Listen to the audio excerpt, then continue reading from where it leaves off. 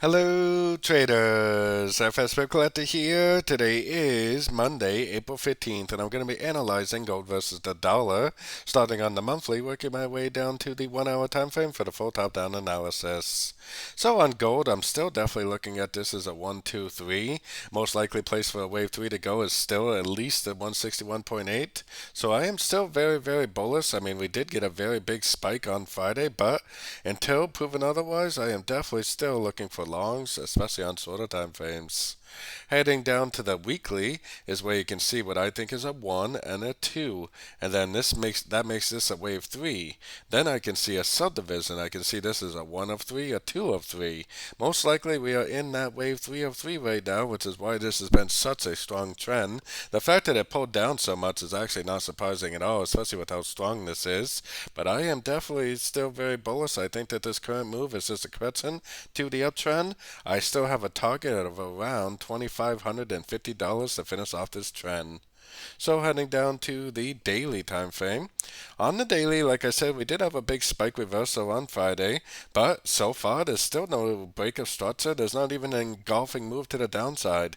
I'm still looking at this as an uptrend, at least until we get a break of structure or an engulfing move to the downside, which we definitely do not have as of yet.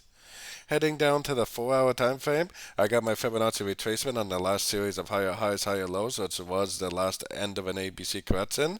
If it breaks below this structure, then at that point you could definitely start looking for shorts.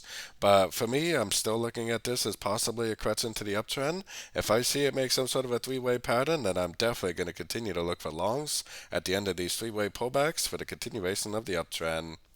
So going down to the 1 hour time frame, I mean, it is drifting down pretty good right now, but with this impulsive up, you would kind of think that this would be a wave A and this would be a wave B, and you would think that it would at least go up to one of these higher Fibonacci levels to make a wave C.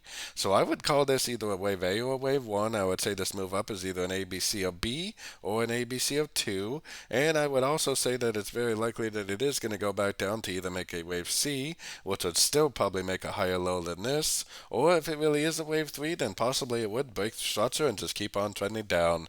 Either way, I am definitely thinking that looking for longs is definitely the best bet.